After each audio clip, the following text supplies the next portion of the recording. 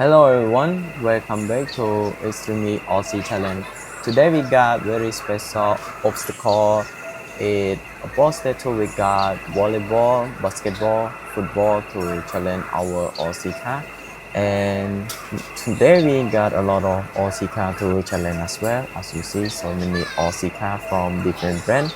And then we got the most special Aussie car as well. It's super mini to challenge and join our climbing challenge. And the first obstacle today we go inside throw right here and we continue to the water. After we cross the water, we need to climbing up a, a mini mountain right here. If you take a look football statues, it's very beautiful. Now we go continue our obstacle.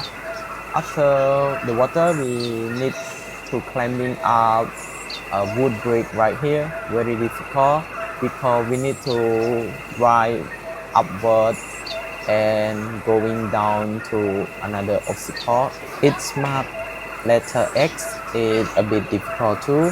And we just finished. Now you can guess in comment right now which Aussie car can complete all the mission. So the Aussie challenge is start.